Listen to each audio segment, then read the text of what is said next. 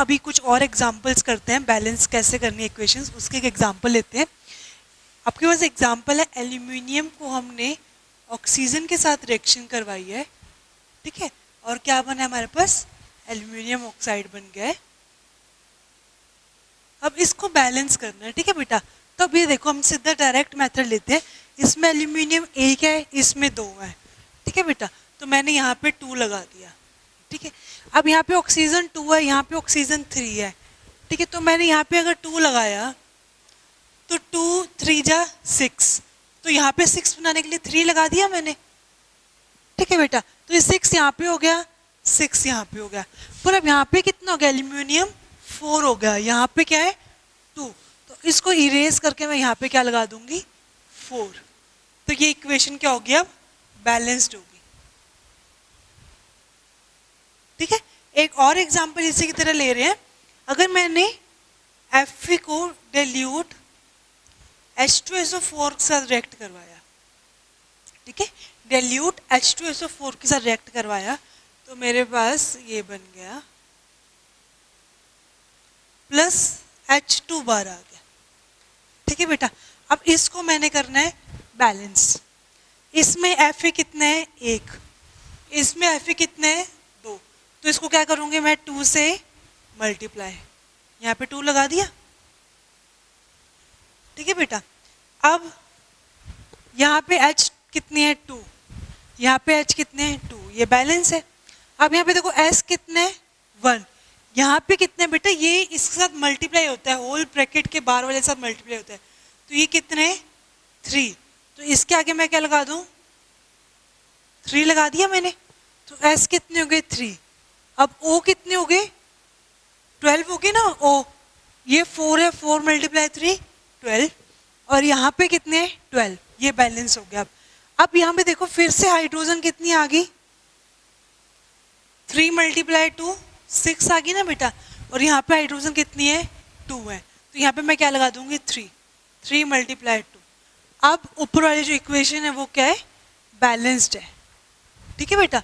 अब जो इक्वेशन है ऊपर वाली ये बैलेंस्ड है, इसमें क्या है, Fe2 है, 3H2SO4 और फिर Fe2SO4 3 और 3H2 लेंगे हम, तो हमारा ये इक्वेशन क्या है, बैलेंस्ड हो जाएगी। नेक्स्ट टॉपिक है कि हमने केमिकल इक्वेशन को इंफॉर्मेटिव कैसे ज्यादा बनाना है, इंफॉर्मेटिव ज्यादा कैसे बनाना है केमिकल इक्वेशन को, हम वो डिस्कस करेंगे। तो फर्स्ट हम क्या कर सकते हैं, इसके अंदर ये बता सकते हैं कि जो हमने रिएक्टेंट से प्रोडक्ट्स हमारे पास जो बना उसकी स्टेट क्या है, वो गैस स्टेट में है, लिक्विड स्टेट में है, एक्वस स्टेट में है, किस स्टेट में है वो, ठीक है। दूसरा फिर हम क्या दिखा सकते हैं कि उसके अंदर हीट इवॉल्व हो रही है कि नहीं हो रही। जैसे अगर ऐसे मैं रिएक्शन दिखा दूँ, इसके ऊपर अगर हीट की जरूरत है तो साथ में हीट लिख देंगे, ठीक है बेटा। इंफॉर्मेटिव इससे बन रही है। एक इंफॉर्मेशन आप और कैसे दे सकते हैं, और इंफॉर्मेशन कैसे दे सकते हैं बेटा, उसके अंदर जो भी कैटलिस्ट यूज हो रहा है वो लिखकर, ठीक है, किसकी प्रेजेंस में हो रहा है, मतलब सनलाइट की प्रेजेंस में है या किसी और एजेंट के अंदर, जैसे ऑक्सीडाइजिंग एजेंट यूज कर रहे हैं, रिड्यूसिंग एजेंट यूज कर रहे हैं, वो सारा कुछ हम लिख सकते हैं। और एक रिएक्शन और होती है बेटा, एक और रिएक्शन का टाइप होता है, उसमें क्या होता है, ऐसे एरो दिया होता है, यहाँ पे रिएक्टेंट्स है, यहाँ पे प्रोडक्ट्स हैं, तो ये ऐसे दे रखा है फॉरवर्ड और बैकवर्ड। इसका मतलब ये होता है कि जितनी ये रिएक्शन फॉरवर्ड जा रही है उतनी ही ये बैकवर्ड में जा रही है, तो हमारा ये एरो यूज होता है। तो ये तरीके हैं हम अपनी केमिकल इक्वेशन को और ज़्यादा इंफॉर्मेटिव बना सकते हैं। अब केमिकल रिएक्शन जो हमने इक्वेशन लिखी है, रिएक्शन लिखी है, वो उसकी कैरेक्टरिस्टिक्स क्या होती हैं। कैरेक्टरिस्टिक्स बेटा क्या होता है कि इसके अंदर हमें क्या क्या चीज़ों का बारे में पता चलता है। तो केमिकल रिएक्शन से हमें एक तो ये पता चलता है कि उसके अंदर कितने नंबर ऑफ एटम्स प्रेजेंट है हर एक एलिमेंट के, हमने आइडेंटिफाई किया था ना बेटा, उसी से हमें पता चल रहा था कि कितने एटम्स प्रेजेंट है। उसके बाद हमें क्या पता चलता है कि उसका मास कितना है। जो जो हमने जैसे कैल्शियम लिया है, टिन लिया है, आयरन लिया, उसका मास हम आइडेंटिफाई कर सकते हैं और उसके बाद हम उसका स्टेट दे सकते हैं, कौन कौन से स्टेट्स में वो स्टेट में प्रेजेंट है, गैस में है, सॉलिड में है, लिक्विड में है। और उसी से उसके बाद अगर नंबर ऑफ एटम्स पता है तो हम नंबर ऑफ मोल्स भी निकाल सकते हैं। तो बेटा ये सारा कुछ तुम्हारे किसके में था, केमिकल इक्वेशन के बारे में था। केमिकल कैसे हमने केमिकल इक्वेशन को लिखना है, कैसे उसको बैलेंस करना है, ठीक है, ये सब कुछ हमने पढ़ा। अब हम ये देखेंगे केमिकल रिएक्शंस कितने टाइप की होती है, ठीक है, टाइप्स ऑफ केमिकल रिएक्शन पढ़ेंगे, types of chemical reaction. First reaction होती है कॉम्बिनेशन रिएक्शन। इसमें क्या होता है कि जब दो रिएक्टेंट्स कंबाइन करके एक प्रोडक्ट बनाते हैं उसे बोलते हैं combination reaction. A reaction in which two reactants combine together to form a new product, ठीक है। तो इसमें हम कैसे लिखे जाए, अगर A और B मेरे पास रिएक्टेंट है तो क्या बना देंगे, A और B प्रोडक्ट बना देंगे।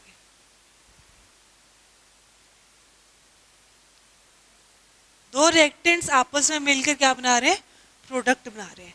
फॉर एग्जाम्पल कि जैसे कि कैल्शियम ऑक्साइड अगर हम वाटर के साथ रिएक्ट करवाते हैं तो कैल्शियम हाइड्रोक्साइड की फॉर्मेशन होगी। कैल्शियम ऑक्साइड को अगर हमने वाटर के साथ रिएक्ट करवाया, ठीक है बेटा, तो हमारे पास क्या बनेगा, कैल्शियम हाइड्रोक्साइड, और हाइड्रोजन गैस बाहर आ गई, ठीक है बेटा, हीट आ जाएगी बार। कैल्शियम ऑक्साइड, इसमें देखो क्या हुआ, चलो हीट अगर आप नहीं भी लेते तो इंफॉर्मेटिव बनाने का तरीका था। दो रिएक्टेंट्स आपस में कंबाइन होकर क्या बना रहे हैं, एक प्रोडक्ट बना रहे हैं। वैसे ही बेटे बैलेंस ना हो तो बैलेंस आप कर लेना। वैसे ही जैसे ये इसका दूसरा एग्जाम्पल क्या होगा, हाइड्रोजन और ऑक्सीजन मिलकर क्या बना रहे हैं, H2O बना रहे हैं, ठीक है बेटा। और इसमें किसकी चीज की जरूरत है, हीट की जरूरत है। तो दो रिएक्टेंट्स आपस में मिलकर क्या बना रहे हैं, प्रोडक्ट बना रहे हैं, तो वो क्या हो जाएगा, कॉम्बिनेशन रिएक्शन। इसके बाद नेक्स्ट आता है डीकंपोजिशन रिएक्शन।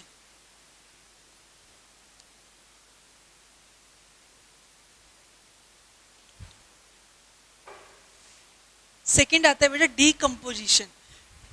डीकंपोजिशन रिएक्शन वो होती है जिसमें एक रिएक्टेंट डीकंपोज होता है दो प्रोडक्ट्स में, ठीक है। जैसे मेरे पास एक रिएक्टेंट है AB, उसको हीट किया या कुछ भी किया और वो क्या हो गया, दो प्रोडक्ट्स में ब्रेक हो गया, डीकंपोज हो गया, ठीक है। एक रिएक्टेंट था वो टू प्रोडक्ट्स में डीकंपोज हो गया, तो मेरे पास प्रोडक्ट्स बन गए A और B और रिएक्टेंट्स बन गए रिएक्टेंट है A एंड B, ठीक है बेटा। फॉर एग्जाम्पल FeSO4 7H2O, ये कंपाउंड है मेरे पास पूरा, ठीक है बेटा। उसको अगर मैंने हीट किया तो FeSO4 अलग आ गया प्लस वाटर अलग हो गया, ठीक है बेटा। तो ये एक पूरा का पूरा कंपाउंड रिएक्टेंट था मेरा, उसको हीट कराने पे क्या है, वो मेरे पास दो प्रोडक्ट बन गए। FeSO4 प्लस वाटर 7H2O था, ये इकट्ठा एक प्रोडक्ट था, उसको हीट कराया तो दो प्रोडक्ट्स बन गए। अब आगे देखो डीकंपोजिशन की होता कैसे कैसे है। तो ये डीकंपोजिशन होता है 3 मेथड से होता है। फर्स्ट मेथड आता है थर्मली, जिसमें हम हीट प्रोवाइड करते हैं, थर्मल डीकंपोजिशन जिसमें हीट दिया हमने। सेकंड आता है बेटा इलेक्ट्रोलिटिकल, जिसमें इलेक्ट्रिसिटी प्रोवाइड करते हैं दो एक रिएक्टेंट को अलग कराने के लिए। फोर्थ आता है फोटोकेमिकली। देखो फोटोकेमिकली का मतलब क्या होता है, फोटो से मतलब होता है सनलाइट। सनलाइट की प्रेजेंस में जब एक कंपाउंड दो कंपाउंड्स में दो एटम्स में या ब्रेक हो जाता है उसे बोलते हैं, ठीक है बेटा। तो वैसे सनलाइट की प्रेजेंस में हमेशा जो हैलोजन कंपाउंड होते हैं वो क्या कहते हैं एक्साइट होते हैं और टू दो एलिमेंट्स में कन्वर्ट हो जाते हैं, जैसे AgBr। ठीक है, Br एक हैलोजन है तो ये इजीली हो जाता है, तो ये किस में हो जाता है Ag प्लस Br2 में डिकम्पोज हो जाता है, किसकी प्रेजेंस में, सनलाइट की प्रेजेंस में। ठीक है बेटा, डिकम्पोजिशन क्या होता है, जब एक रिएक्टेंट दो प्रोडक्ट्स में डिकम्पोज हो जाता है। ये 3 मेथड से होता है, थर्मल डिकम्पोजिशन, इलेक्ट्रोलिटिकल डिकम्पोजिशन और फोटोकेमिकली। फोटो मतलब होते हैं सनलाइट की प्रेजेंस में, तो सनलाइट की प्रेजेंस में ऑलमोस्ट सारे हैलोजेंस होते हैं वही डिकम्पोज होते हैं।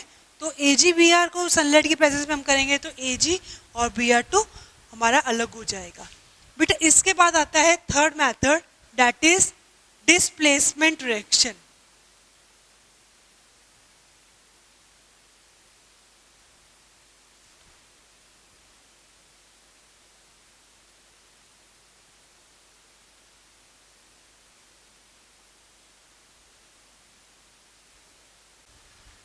तो बेटा हमारा थर्ड था डिस्प्लेसमेंट रिएक्शन। इसमें क्या होता है कि कोई भी एटम या ग्रुप ऑफ एटम्स, रिएक्टेंट का एक पार्ट दूसरे के साथ डिस्प्लेस हो जाता है। ठीक है, तो और नया प्रोडक्ट बनता है। वो डिस्प्लेस क्यों होता है कि लेस रिएक्टिव एटम होता है या एलिमेंट होता है वो डिस्प्लेस कर देता है, डिस्प्लेस हो जाता है मोर रिएक्टिव से। ठीक है, जैसे एक एग्जांपल देती हूँ आपको मैं, जिंक के साथ अगर मैं कॉपर सल्फेट का रिएक्शन करवा रही हूँ तो ये क्या बन जाएगा, जिंक सल्फेट बन जाएगा प्लस कॉपर 2 पॉजिटिव, ये बन जाएगा। ठीक है बेटा, अब ऐसा क्यों हुआ, क्योंकि ये देखो ये रिएक्टिविटी ऑर्डर है, इसमें मोर रिएक्टिव से लेकर लेस रिएक्टिव तक जा रहा है। ये मोर रिएक्टिव से ये लेस रिएक्टिव तक है बेटा। ये देखो सबसे ज्यादा रिएक्टिव है potassium, then sodium, calcium, magnesium, aluminium, zinc, iron, lead, copper, silver, gold, platinum. अब ये देखो जिंक था, इसका सॉल्यूशन किसके साथ रिएक्शन का है, कॉपर सल्फेट। कॉपर सल्फेट ये रहा, जिंक ये रहा, तो हाई मोर रिएक्टिव ये है, तो इसने इसको डिस्प्लेस कर दिया, इसकी जगह पे खुद आ गया और ये अलग हो गया। ठीक है, एक एटम ने दूसरे एटम को डिस्प्लेस कर दिया। इसको क्या होता है, इस डिस्प्लेसमेंट रिएक्शन को सब्स्टिट्यूशन भी बोलते हैं। एक चीज ने सब्स्टिट्यूट कर दिया दूसरी चीज के साथ। ठीक है, और एक एलिमेंट डिस्प्लेस कर रहा है तो इसे सिंगल डिस्प्लेसमेंट रिएक्शन भी बोलते हैं। ठीक है, एक एग्जांपल और करते हैं ताकि तुम्हें अच्छे से समझ आ जाए। सेकेंड एग्जाम्पल हम लेते हैं मैग्नीशियम का कॉपर सल्फेट के साथ। अब ये देखो मैग्नीशियम हाईली रिएक्टिव है या नहीं है, मैग्नीशियम ये रहा और कॉपर ये रहा, तो मैग्नीशियम हाईली रिएक्टिव है, तो ये इसको डिस्प्लेस कर देगा और सल्फेट के साथ अपना सॉल्यूशन बना लेगा, तो मैग्नीशियम सल्फेट के साथ सॉल्यूशन बन जाएगा और कॉपर बाहर आ जाएगा। ठीक है बेटा, अब देखो थर्ड, कॉपर के साथ AgNO3 की रिएक्शन करवा रही हूँ। ठीक है बेटा, तो क्या बनेगा, Ag अलग हो जाएगा और कॉपर नाइट्रेट का सॉल्यूशन बन जाएगा। तो अब Ag कहाँ था, गोल्ड ये रहा, सिल्वर, सिल्वर कॉपर से कम रिएक्टिव है तो कॉपर ने इसको डिस्प्लेस कर दिया और खुद आ गया इधर। ठीक है बेटा, तो ये डिस्प्लेसमेंट रिएक्शन का कुछ एग्जांपल है।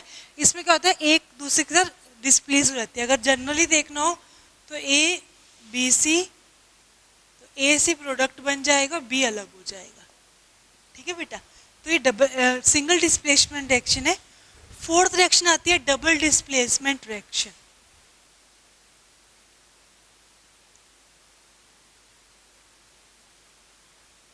ये रिएक्टिविटी ऑर्डर लिखे रहने देते हैं। इसमें क्या होता है बेटा कि म्यूचुअल एक्सचेंज होता है, दोनों के एलिमेंट्स का एक्सचेंज होता है। When the atoms anions and cations of two different molecules switch their places, दोनों के दोनों मॉलिक्यूल्स के जो एटम आयंस और कटायंस होते हैं दोनों के दोनों अपनी प्लेसेस को स्विच कर जाते हैं। फोर्थ है डबल डिस्प्लेसमेंट।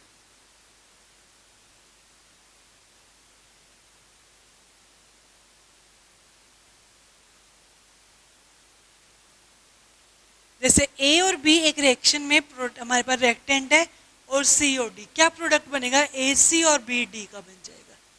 ठीक है, इसमें भी इसके साथ ये चेंज हुआ, बी ने अपनी जगह होती है जो प्लेस है वो चेंज की, डी के साथ आ गया, और सी ने ए के साथ अपना प्रोडक्ट बना लिया, रिएक्शन शो की। तो ये यहाँ पे बताया था आपको, ये रिएक्टेंट्स है इस साइड और सेकेंड दूसरी साइड ये प्रोडक्ट्स है। ठीक है, इसमें देखो दोनों मॉलिक्यूल्स के जो एटम्स है उन्होंने अपनी प्लेसेस को स्विच कर दिया, तो दोनों के दोनों साथ हुआ है, तो ये क्या आ गया? डबल। उधर एक के साथ चेंज हो रहा था, यहाँ पे दोनों साथ चेंज हो रहा था, डबल डिस्प्लेसमेंट रिएक्शन होगी। ठीक है बेटा, इसका एक एग्जांपल लेते हैं Na2SO4 कि हम अगर रिएक्शन करवाते हैं BaCl2 के साथ तो क्या प्रोडक्ट बनता है? BaSO4 बनेगा और NaCl अलग बन जाएगा। ठीक है बेटा, तो NaCl के साथ अपना एक प्रोडक्ट बना रहा है और बेरियम सल्फेट का अपना एक अलग प्रोडक्ट बन रहा है। ठीक है, दोनों के डिस्प्लेस हुए दोनों अपनी जगह से, तो डबल डिस्प्लेसमेंट रिएक्शन हो गया। तो बेटा आगे डबल डिस्प्लेसमेंट रिएक्शन 2 टाइप्स की होती है, एक प्रेसिपिटेशन रिएक्शन होती है और एक न्यूट्रलाइजेशन रिएक्शन होती है। न्यूट्रलाइजेशन रिएक्शन वो होती है जिसमें सोल्ट बन जाता है लास्ट में। ठीक है, प्रेसिपिटेशन रिएक्शन के देखो उसका एग्जांपल, AgNO3 रिएक्ट करेगा NaCl के साथ, तो हमारे पास प्रोडक्ट क्या आएगा? AgCl plus NaONO3। अब देखो क्वेश्चन कैसे आते हैं, या तो आपसे सीधा पूछ लेंगे डबल डिस्प्लेसमेंट रिएक्शन बताओ, या फिर आपको एग्जांपल दिए होंगे, आपको आइडेंटिफाई करना है कि कौन कौन से उसमें कौन सी रिएक्शन शो हो रही है, डबल हो रही है, सिंगल हो रही है, या फिर कोई और मेथड यूज है, कम्बिनेशन, डिकम्पोजिशन। वैसे अगर हम इसकी बात करें प्रेसिपिटेशन की, तो ये हो गया। अब न्यूट्रलाइजेशन के एग्जाम्पल की बात करें तो NaOH किसके साथ एक्वा सॉल्यूशन ले रहे हैं इसका, ये रिएक्शन किसके साथ कर रहा है बेटा? HCl के साथ। तो NaCl हमारे पास सॉल्ट बन जाएगा और वाटर बन जाएगा, ये न्यूट्रलाइजेशन रिएक्शन है। ठीक है, इसमें भी NaCl के साथ रिएक्ट किया, OH ने वाटर H के साथ रिएक्ट करके वाटर बना दिया। ठीक है बेटा, अब 5th टाइप की रिएक्शन होती है हमारी रिडॉक्स रिएक्शन।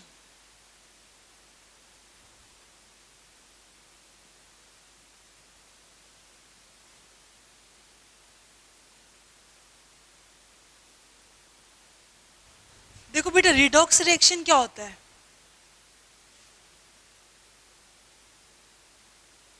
रिडॉक्स रिएक्शन में मतलब 2 चीजों से मिलकर बना है ये। रिड से होता है, मतलब होता है रिडक्शन, और ऑक्स से मतलब होता है ऑक्सीडेशन। अब ऑक्सीडेशन क्या होता है? एडिशन ऑफ ऑक्सीजन और रिमूवल ऑफ हाइड्रोजन। रिडक्शन में क्या होता है? Addition of hydrogen plus removal of oxygen.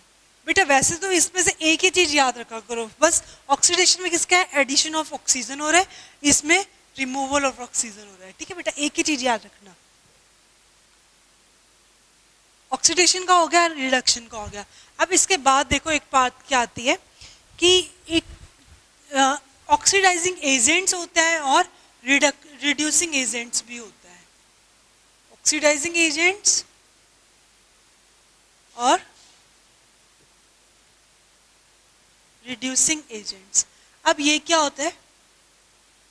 Oxidising agents वो होते हैं जो अगर किसी रिएक्शन के अंदर प्रेजेंट है तो बेटा उस रिएक्शन के साथ उस रिएक्शन को वो ऑक्सीडाइज करवा देते हैं उस एक रिएक्टेंट को, और खुद से रिड्यूस हो जाते हैं, जो कि इटसेल्फ तो रिड्यूस होते हैं, इटसेल्फ रिड्यूस, लेकिन दूसरों को क्या करा देते हैं?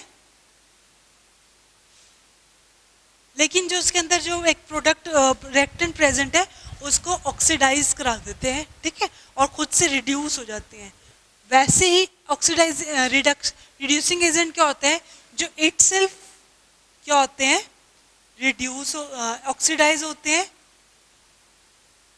और जो रिएक्शन में रिएक्टेंट प्रेजेंट है वो क्या हो जाता है, वो रिड्यूस हो जाते हैं, हाँ खुद से ऑक्सीडाइज होते हैं और रिएक्टेंट को क्या करते हैं, रिड्यूस करा देते हैं। ठीक है बेटा, ऑक्सीडाइजिंग एजेंट क्या करते हैं, वो ऑक्सीडेशन कराते हैं और खुद से रिड्यूस होते हैं। और रिड्यूसिंग एजेंट क्या होते हैं कि जो खुद से ऑक्सीडाइज होते हैं और जो रिएक्टेंट होते हैं उसको रिड्यूस करा देते हैं। ठीक है बेटा, अब हम एग्जांपल करते हैं, जैसे देखो रिडक्शन और अच्छा ऑक्सीडाइजिंग एजेंट रिएक्शन क्या होती है जिसमें रिडक्शन प्लस ऑक्सीडेशन दोनों होती है, वो होती है क्या मिला हमें, Zn प्लस CO2, ये मिल गया। ठीक है बेटा, अब देखो जिंक के साथ ऑक्सीजन ऐड था और यहाँ पे जिंक अकेला हो गया, तो क्या हो रहा है, ऑक्सीजन का रिमूवल हुआ। ऑक्सीजन के रिमूवल का मतलब क्या होता है, रिडक्शन। अब यहाँ पे C है और यहाँ पे CO2 बन गया, मतलब addition of oxygen. Addition of oxidation में क्या होता है, ऑक्सीडेशन। ठीक है, एडिशन ऑफ ऑक्सीजन क्या है, ऑक्सीडेशन, और रिमूवल ऑफ ऑक्सीजन क्या है, रिडक्शन। सिंपल। एक एग्जांपल और लेते हैं, H2S reacts with oxygen SO2 के साथ रिएक्ट करा रही है। 2 मिनट।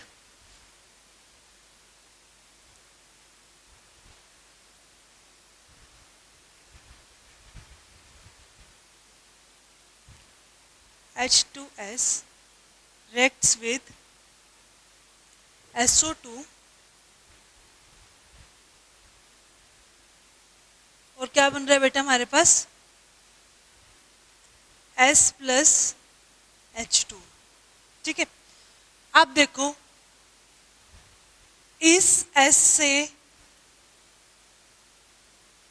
यहाँ पे हाइड्रोजन लगा हुआ था, यहाँ से हाइड्रोजन चला गया, तो यहाँ पे एडिशन रिमूवल ऑफ हाइड्रोजन हुआ है। तो रिमूवल ऑफ हाइड्रोजन क्या था बेटा, ऑक्सीडेशन। और इसमें क्या हुआ, रिमूवल ऑफ ऑक्सीजन हुआ है। रिमूवल ऑफ ऑक्सीजन क्या होता है, रिडक्शन। तो ये पूरी रिएक्शन क्या होगी, रिडॉक्स रिएक्शन होगी, क्योंकि इसमें ऑक्सीडेशन भी हो रहा है, रिडक्शन भी हो रहा है। ठीक है बेटा, अब इसके बाद आता है, अब हमने 5 टाइप्स की केमिकल रिएक्शंस पढ़ ली। First is combination, second is decomposition, third is single displacement, fourth is double displacement, फिर हमारा आता है रिडॉक्स रिएक्शंस। अब इसके बाद एक और रिएक्शन है, that is exothermic and endothermic. Exothermic and endothermic. Exothermic में बेटा क्या होता है, जिसमें जो हीट होती है रिएक्शंस में वो रिलीज होती है। जब हम रिएक्टेंट को मिक्स करते हैं और जब हमारे पास प्रोडक्ट आता है उसमें क्या होता है, हीट रिलीज होती है, हीट रिलीज हो रही है। ठीक है, और एंडोथर्मिक में क्या होता है कि उस रिएक्शन को करवाने के लिए हीट की जरूरत होती है, हमें हीट देनी पड़ती है, गर्म करना पड़ता है। हीट एड्सॉर्ब या फिर लिख दो हीट इवोल्व। हीट इसमें क्या होता है, रिलीज होती है। ठीक है बेटा, अगर हम एग्जांपल करें तो C प्लस O2 को हम मिला रहे हैं तो CO2 बन जाएगा। ठीक है बेटा, तो साथ में क्या होगा, हीट बाहर आ रही है, तो ये बाहर आ रही है तो क्या चीज होगी, एक्सोथर्मिक। ठीक है, और उसके बाद अगर हम Na2 को O2 के साथ रिएक्ट करवा रहे हैं तो हमारे पास क्या आ जाएगा, NO2। ठीक है बेटा, NO आ जाएगा। तो इसमें क्या है कि यहाँ पे इस रिएक्शन को करवाने के लिए हीट की जरूरत है, तो हीट इवोल्व हो रही है, तो ये क्या आ गया, एंडोथर्मिक रिएक्शन। ठीक है, ये हमने केमिकल रिएक्शंस के बारे में पढ़ लिया और हमने एंडोथर्मिक और एक्सोथर्मिक के बारे में पढ़ लिया। ठीक है, अब एक तुम्हारे एनसीईआरटी में लास्ट टॉपिक पढ़ता है, बचता है, दैट इज कोरोजन। बेटा कोरोजन क्या होता है कि जब एटमॉस्फेयर में कुछ ऐसी चीजें प्रेजेंट होती हैं जो हमारा अनवांटेड सब्सटेंस की फॉर्मेशन कर देती है, मतलब वो रिएक्शन कर देती है।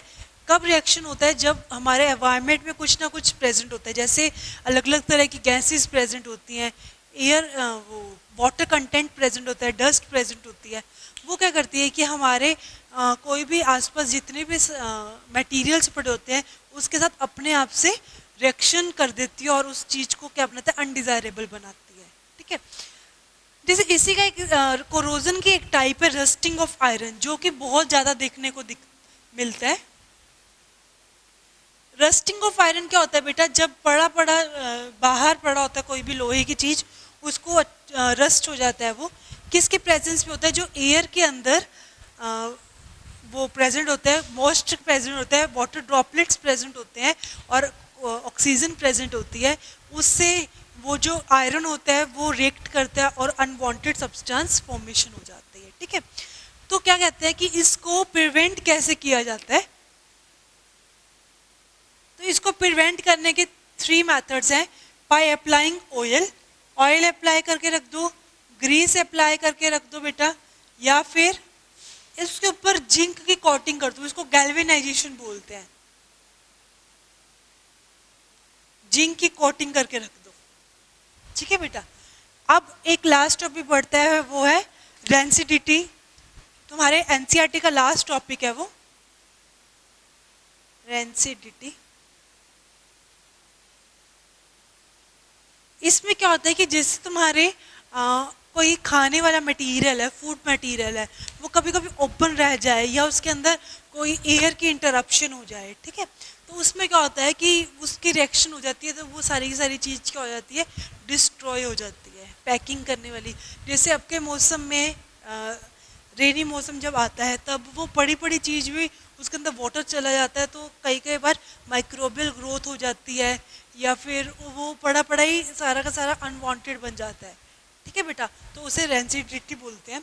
तो इसको प्रिवेंट करने के क्या होता है कि जब हम एयर फिल करने लगते हैं किसी भी पैकेट्स में, तब हम नाइट्रोजन की फिलिंग कर लेंगे और उसकी प्रॉपर पैकिंग करके रखें, तो इस तरीके से ही हो जाता है। तो बेटा ये फर्स्ट चैप्टर हमारा साइंस का, केमिस्ट्री का, chemical reactions and chemical equations complete हो चुका है। इसमें जो क्वेश्चंस बनते हैं वैसे तो तुम्हारे टाइप्स ऑफ रिएक्शन पे भी बन सकते हैं, इक्वेशन को बैलेंस करने में बहुत ज़्यादा अच्छे क्वेश्चन बनते हैं, और कोरोजन पे भी 2 नंबर का एक टॉपिक कभी कभी आ जाता है, और एनसीईआरटी क्वेश्चन तो बहुत ईजिली हो जाएंगे। ठीक है बेटा, थैंक यू।